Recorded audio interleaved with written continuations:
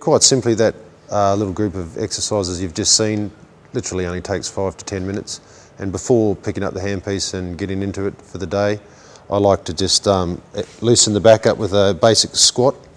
We can just squat down. It just takes a bit of a basic stretch here in the lower back. If we have nothing to hold on to, we can put our hands out and just go down into a basic squat.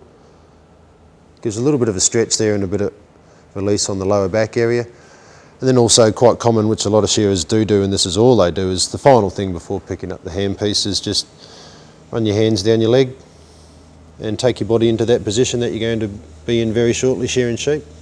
And just make sure everything feels nice and smooth and all right. And take the time to do this. Don't rush straight down to your toes. Just slide your hands down nice and easily. And then you'll find after the stretch and the routine that you should be able to touch the floor quite easily and get lower, slower, without any discomfort at all in the lower back, because we've stretched out the other muscles accordingly. Very important, I found during shearing, that if we can, a lot of people put their knees into this locked straight back position and bend forward, placing a lot of stress or all the stress onto this lower back region.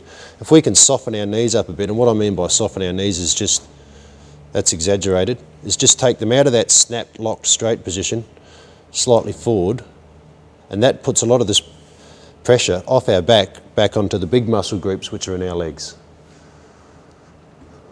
And that's probably a good technique to carry out through your shearing as well, as opposed to having the dead straight legs while we're shearing an animal. Is just soften them up a little bit so that a bit of the load can be taken by these big muscle groups and a bit of load can come off the back. Upon finishing shearing, one of the first things I will do is give my back a bit of a relief stretch, which can mean, and we can do this during our shearing breaks too when we're changing gear and cutters, is just to take a step forward and slowly stretch backwards.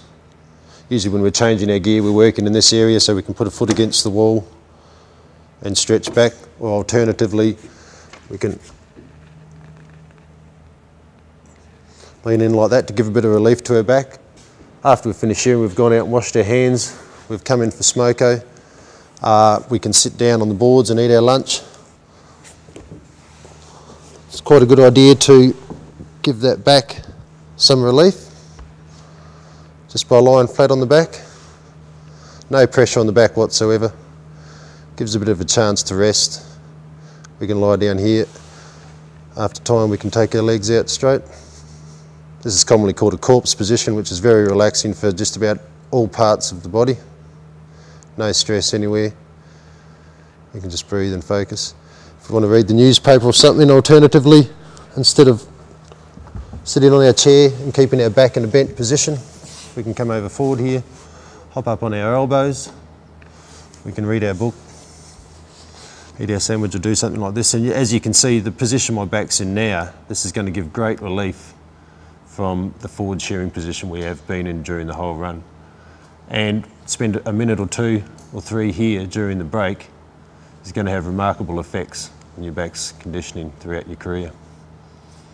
From time to time at home, a great adaptation to this stretch is we can move from our elbows onto our hands, just to really accentuate this stretch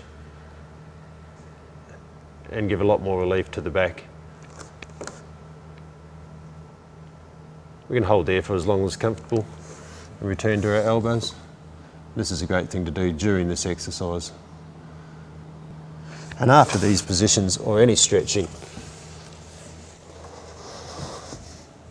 the best benefit we can get out of giving our body relief from shearing is quite simply walking, light exercise, walking the dog, walking down the street. Walking is great for giving relief to all muscle groups, especially the spine.